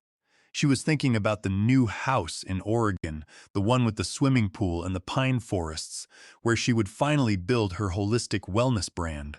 She checked her reflection in the rearview mirror, adjusting her designer sunglasses and smoothing her hair. She felt no guilt for what she had done. To her, Julian was just a slow, boring husband who had failed to fund her dreams, and Larry was a senile old man who was easily bypassed. She had rehearsed her speech. She would walk in, mock Larry, tell Julian that she was taking the kids to a wellness camp in Oregon, and then file for divorce from a distance, leaving him with the debts. At exactly 4 o'clock, the roar of her luxury SUV engine announced Victoria's arrival. She parked crookedly in the driveway, slamming her door with her usual impatient force. She walked up the front steps wearing a white linen jumpsuit, gold sandals, and her signature designer sunglasses. She looked smug, victorious, like a conqueror returning to collect her tribute. She pushed the front door open without knocking and walked into the living room, letting her designer handbag drop onto the entryway table. "Larry," she called out, her voice loud and grating, "where are the kids?" Get their bags down. I don't have time to linger. I have a facial appointment in Santa Monica in an hour. And please tell me you didn't let Toby watch too much TV. She stepped into the dining room and froze. Sitting at the heavy oak table was Julian, wearing a clean shirt, his face pale but set in a mask of absolute determination. Next to him sat Mr. Harrington, his silver hair catching the light, and Brenda, the CPS caseworker, her navy blue folder open before her. I stood in the corner, leaning against the redwood sideboard, my arms crossed. The sunbeams cut through the dust motes in the room, illuminating the tense faces gathered around the table. The heavy atmosphere was almost physical. Victoria took off her sunglasses, her eyes darting from Julian to the strangers and then to me. A flicker of uncertainty crossed her face, but she quickly covered it with a look of haughty irritation. "Julian, what are you doing here?" she demanded, crossing her arms. "Why aren't you at work? And who are these people? Larry, did you call the police because you couldn't handle 3 kids for 2 weeks? I knew you were useless, but this is pathetic." "Sit down, Victoria," Julian said. His voice was quiet, but it had a weight to it that I had never heard before. It was the voice of a man who had finally stood up. "I don't have time to sit, Julian," she snapped, stepping back toward the hallway. "The kids and I are going home. Where are they? Leo, Mia, Toby, get down here now." "The children are upstairs, Mrs. Fletcher." Mr. Harrington cleared his throat, his deep baritone cutting through her shouting. "And they are not going anywhere with you. I am Mr. Harrington, representing your husband Julian in the divorce and emergency custody proceedings that have been initiated. The court has signed an emergency order granting Julian sole physical and legal custody." "Divorce? Custody?" Victoria let out a sharp, high-pitched laugh. "Are you kidding me, Julian, honey? What lies has your father been telling you? You know he's old and senile. He's always wanted to separate us. He's jealous of my success. I am their mother. You can't take my children." She stepped closer to the table, her voice dropping into a soft, pleading tone, trying to use the emotional leverage she had wielded for a decade. "Julian, think about our family. Remember when Toby was born? You held my hand in the hospital and promised you would always make me happy.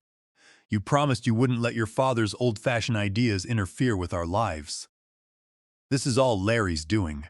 He's a bitter, lonely old man who wants to drag you down. We've had our differences, yes, but we can work this out. Let's just go home. We can go to counseling. We can start over." Julian looked at her, his eyes cold and steady, untouched by her performance. "No, Victoria, my father raised me with love and honesty.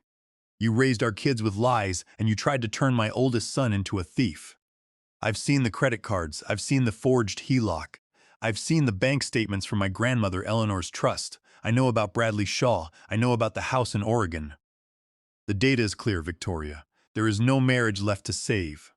Victoria's face hardened, the soft, pleading tone vanishing in an instant, replaced by a cold, calculating anger. "Bradley? Bradley is just a business partner. He's helping me build my brand. You don't understand how the modern world works, Julian. You're just a civil engineer who thinks in straight lines. You can't prove anything. The house in Oregon is in my name, and the townhouse is joint property. You can't force me to do anything." "Actually, Mrs. Fletcher," Mr. Harrington said, sliding a document across the table. "The recording was captured by a security system installed in Mr. Lawrence Fletcher's private residence, where your son Leo was using a burner phone you provided to execute a theft. Under California law, a homeowner has every right to record security footage in their own home. But more importantly, let's talk about California Penal Code, Section 470. He turned the page, showing the home equity line of credit document. "This is a $50,000 loan you obtained by forging your husband's signature. Because of this forgery, the transaction is void ab initio, void from the beginning. In California case law, a contract signed by means of forgery holds no legal force. We have already filed a lawsuit to cancel the bank's lien on the townhouse and hold you personally liable for the debt." I used that money for the family," she stammered, her voice shaking as she backed away, her hand catching the edge of a chair. "It was for our future." "No, Victoria," Julian said, his eyes drilling into hers. "You used $40,000 of it to buy a property in Oregon under your name, and you did it using $25,000 you stole from my grandmother Eleanor's care trust." "That's a lie," she screamed. I was a co-signatory. I had the right to manage those funds. You had the right to pay her nursing home bills. Victoria Brenda, the CPS caseworker, interjected, her voice cold and professional. Instead, you made cash withdrawals and left Eleanor Fletcher on the verge of eviction from her assisted living facility. Under California Welfare and Institutions, Code Section 1561030, this constitutes elder financial abuse. It is a felony, and because the victim is a vulnerable adult with dementia, it carries a mandatory prison sentence. Victoria looked toward the door, her breathing shallow like a cornered animal. She pulled out her phone, her fingers shaking as she dialed. I'm calling Bradley. He's a real estate investor. He has lawyers. He'll show you that you can't do this to me. He loves me. She dialed once. It went straight to voicemail. She dialed again, her face tightening with panic. Bradley, answer, please. It's Victoria. It went to voicemail again. Don't bother. Mrs. Fletcher, Mr. Harrington said, showing her a printout of an email. Bradley Shaw has already been notified that he is a co-defendant in a major financial fraud and elder abuse lawsuit. To save himself from federal charges, Mr. Shaw has signed a sworn deposition admitting to the affair, and he has already signed over his interest in the Oregon property to Julian's trust. He has blocked your number. He has abandoned you to save his own skin. You are completely alone. The phone slipped from Victoria's fingers, clattering onto the hardwood floor. The mask of elegance and superiority she had worn for 12 years completely crumbled, revealing the empty, desperate shell beneath. She fell into a chair, her shoulders slumping, her face buried in her hands.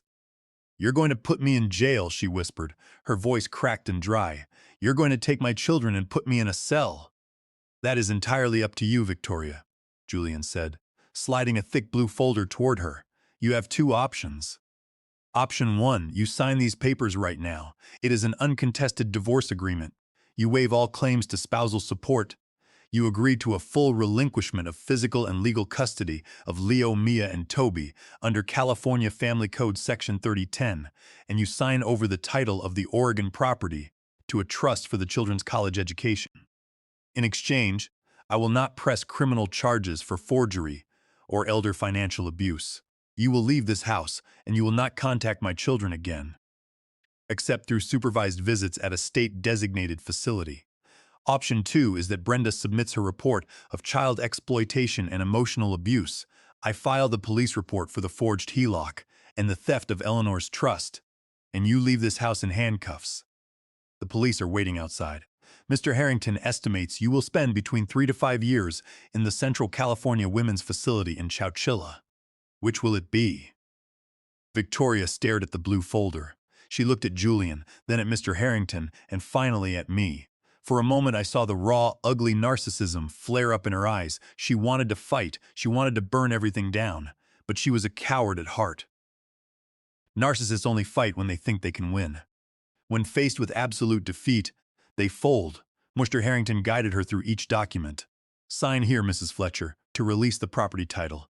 And here, to waive spousal support. And finally here, for the uncontested divorce decree. She grabbed the pen from the table, her hand shaking so hard she could barely write, and signed her name on the lines indicated by Mr. Harrington. She threw the pen at Julian's face, though it missed and fell to the floor.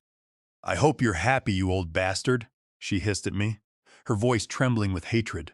You took my family, you ruined my life. No, Victoria, I said quietly, looking at her with nothing but pity.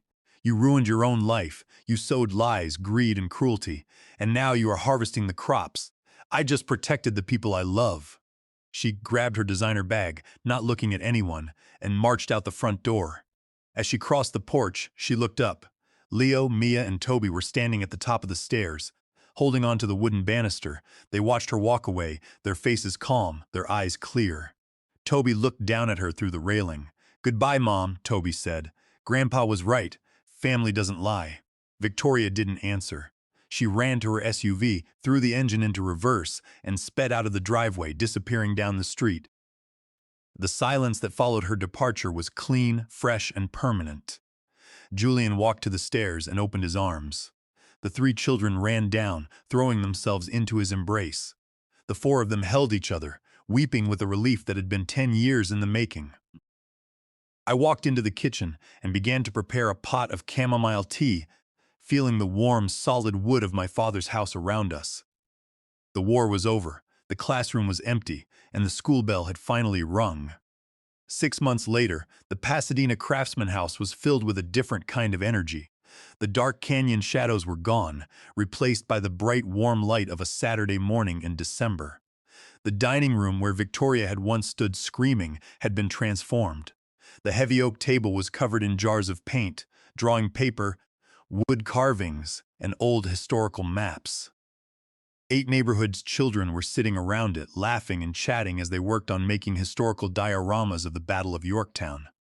After the divorce was finalized, the story of what had happened had slowly spread through the Pasadena community. But instead of the negative gossip Victoria had threatened, I found a wave of support. When I mentioned to a neighbor that I missed teaching, she asked if I would consider tutoring her children in history. Within 2 months, Fletcher's History and Adventure Club was born. Every Saturday, I welcomed 10 to 12 kids to my house. We would build miniature log cabins out of twigs, bake traditional pioneer bread in the outdoor wood-fired oven, and study figures like Abraham Lincoln. I remembered one specific Saturday when we studied the Gettysburg Address. The children were sitting around the heavy oak table, their hands covered in glue and paint, as we built a miniature model of the cemetery hill. I read the words to them, my voice carrying in the quiet redwood room, that this nation under God shall have a new birth of freedom, and that government of the people, by the people, for the people, shall not perish from the earth. I explained to the children that Lincoln wrote those words during the darkest hours of our nation's history, when the country was torn apart by war and hatred.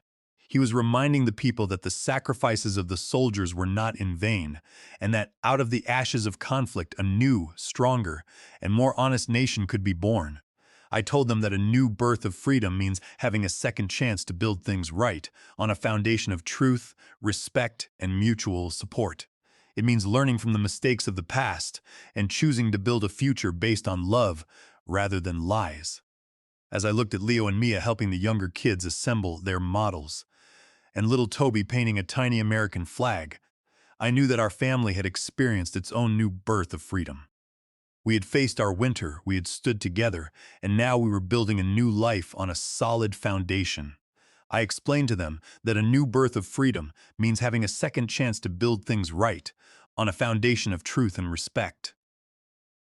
As I looked at Leo and Mia helping the younger kids assemble their models, I knew that our family had experienced its own new birth of freedom.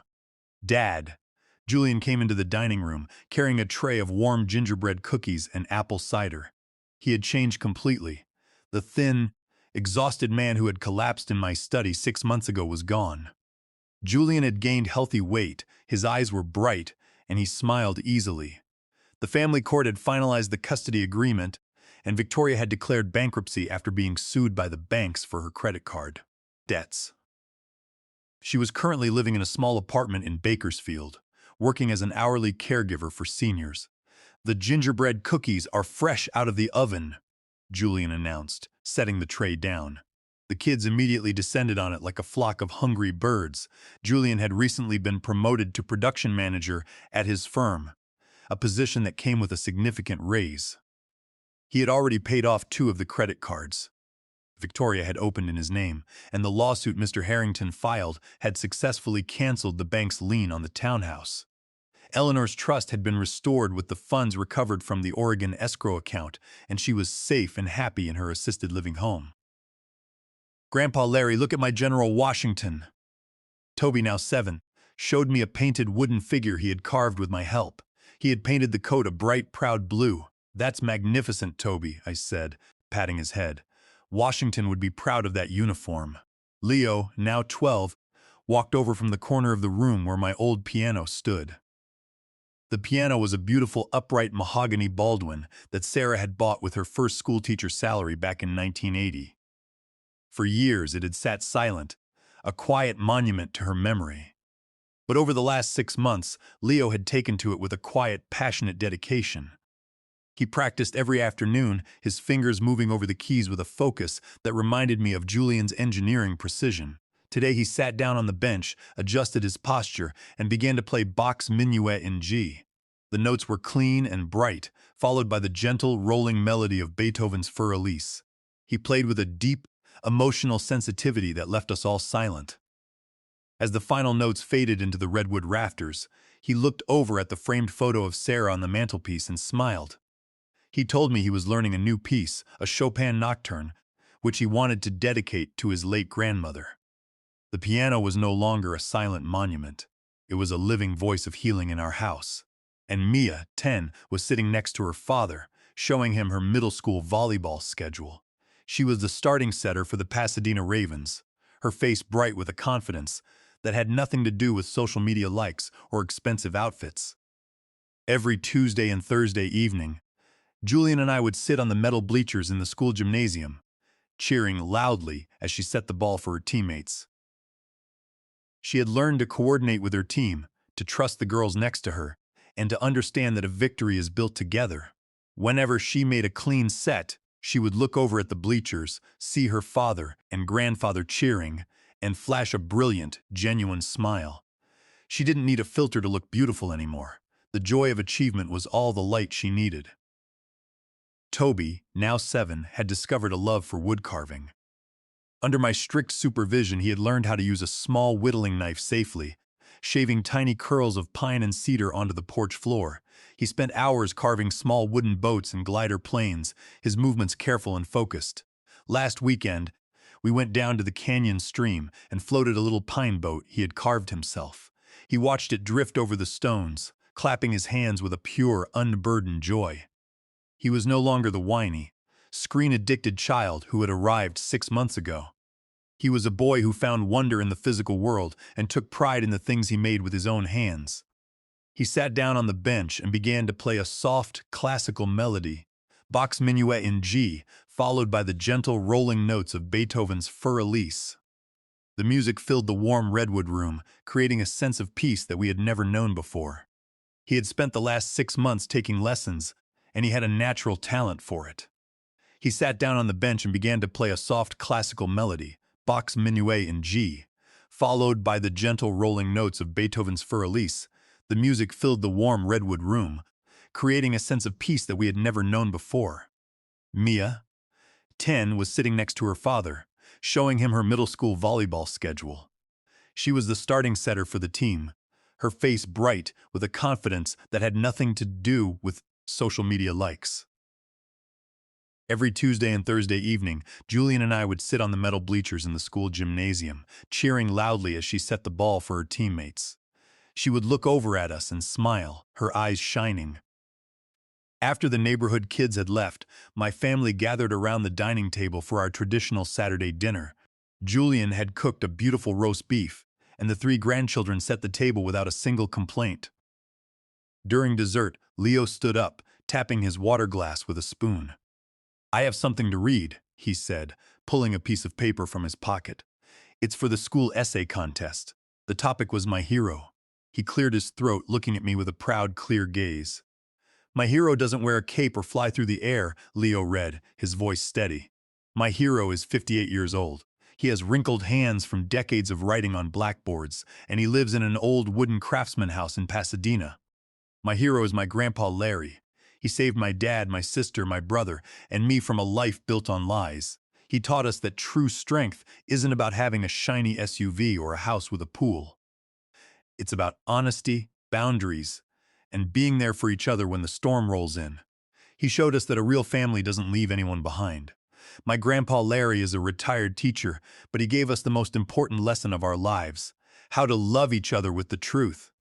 I felt the tears spill over my eyelids, running down the wrinkles of my cheeks. Julian reached across the table and took my hand, his eyes shiny with gratitude. Mia and Toby ran to throw their arms around me, their warm, small bodies pressing against mine. That night, after everyone had gone to bed, I walked out into the quiet backyard garden. The full moon was high, illuminating the tomato plants and the stone fire pit where we had cooked stew 6 months ago. I looked up at the stars, feeling the cool Pasadena breeze against my face. "I kept my promise, Sarah," I whispered into the night. "Our boy is strong and our grandkids know what real love looks like." I smiled, turning back toward the warm, glowing windows of my father's house. I was Lawrence Fletcher, a retired history teacher who, according to some, didn't do anything anymore. But as I walked back inside to join my family, I knew I had never done anything more important in my life. Let the history books show that some of the greatest victories are won in the quiet corners of Redwood homes where love and truth are kept alive. I went back to the porch, holding my mug of tea, and watched the night sky. The Pasadena Canyon was quiet, the trees standing tall and silent under the moonlight. I thought about the long road we had traveled from the day Victoria had horn blasted her way into my driveway to this night of peace. We had sowed the seeds of truth, and we were now harvesting the fruits of love and unity. The lesson had been taught, the classroom was quiet, and our family was complete. In the end, the history books always record that the truth, when nurtured with patience and courage, will always find a way to win.